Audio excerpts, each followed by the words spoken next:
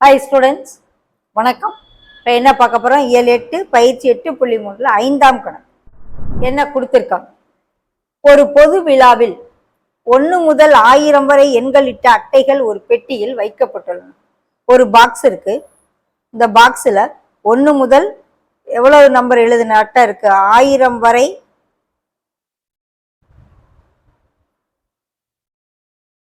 உள்ள அட்டைகள் இருக்கு. பாக்ஸ் பெட்டிக்குள்ள இருக்கு. விளையாடும் ஒவ்வொருவரும் ஒரு அட்டையை சமவாய்ப்பு முறையில் எடுக்கிறார்கள். உள்ள கையை விட்டு ஒவ்வொருத்தரும் ஒரு அட்டையை எடுக்கிறாங்க. எடுத்த அட்டை திரும்ப வைக்கப்படவில்லை. இப்போ ஒருத்தர் போறாருன்னா ஒரு அட்டையை எடுத்துட்டாருன்னா கையில வச்சுக்கிடுவார்.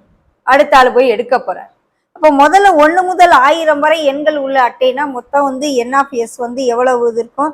1000 அட்டைகள் இருக்கும். 1000 ஒருத்தர் போய் எடுக்க போறார். தேர்ந்தெடுக்கப்பட்ட அட்டையில் எண் 500 விட அதிகமாக உள்ள வர்க்க எண் இருக்கும். என்ன கொடுக்குறாங்க? 500 விட அதிகமாக உள்ள வர்க்க எண் இருக்கும். அவர் கையில் எடுக்கிற அட்டை ஃபர்ஸ்ட் ஒருத்தர் இப்படி கையை உள்ள விட்டு எடுக்கிற அட்டை அது 500 விட அதிகமாக இருக்கக்கூடிய ஒரு வர்க்க எண்ணா இருக்கணும். அவர் வெற்றிக்கான பரிசு. அப்பத்தான் பரிசு. அவர் எடுக்கிற அட்டை 20, 90 அந்த மாதிரி இருந்துச்சுன்னா அவருக்கு பரிசு கிடைக்காது. ஸ்கொயர் எடுக்கல.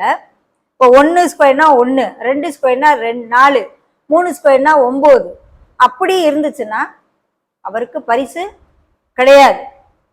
இதே விட அவர் எடுக்கிற அட்டைய நம்பர் 25 அப்படின்னு வச்சுக்கிறோம். 25 ஸ்கொயர் எடுத்தா எவ்வளவு இருக்கும்? 625. அப்ப அது 500 விட அதிகமான எண். அப்பத்தான் அவருக்கு பரிசா.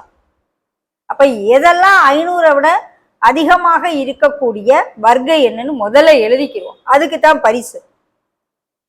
அப்ப பரிசுக்கான எண்கள் எழுதுவோம். இப்ப ஃபர்ஸ்ட் 20 வரைக்கும்னா 20 ஸ்கொயர் எடுத்தா 400ன்னு வருது. 21 ஸ்கொயர் எடுத்தோம்னா 441 வரும். 22 ஸ்கொயர் எடுத்தோம்னா அந்த எடுக்கிற அட்டையோடைய வர்க்க எண் தான் சொல்றாங்க. 22 ஸ்கொயர் எடு. 4 4 4 4 4 8 4 484. 23 ஸ்கொயர் எடுங்க.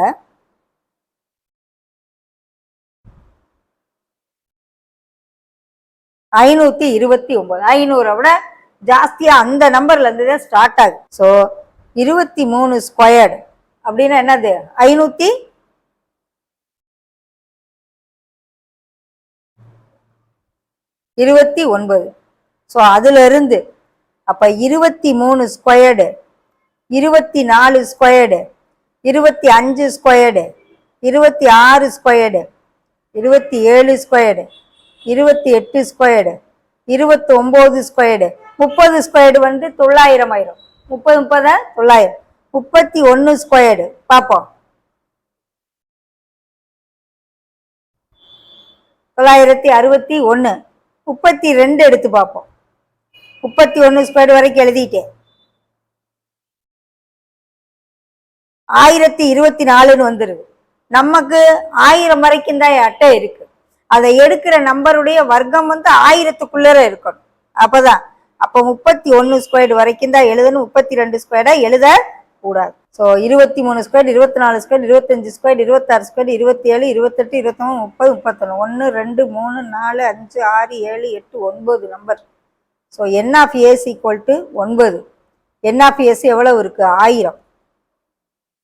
அப்ப ஃபர்ஸ்ட் முதலாம் அவர் பரிசு பெற, முதல் நபர் பரிசு பெற வாய்ப்பு எத்தனை இருக்கு அப்படின்னா N(A)/N(S).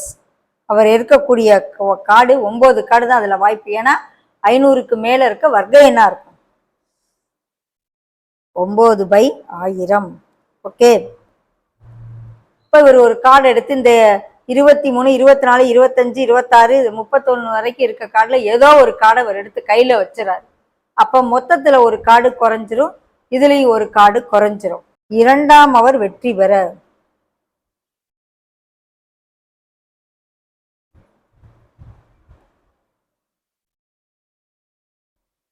வாய்ப்பு. முதல்ல 9 கார்டு இருந்துச்சு, அவர் கையில ஒரு கார்டு எடுத்துறாரு. அப்போ இப்போ எவ்வளோ இருக்கும் மொத்தம்? என் ஆஃப் ஏஸ் ஈக்குவல் டு 8 தான் இருக்கும்.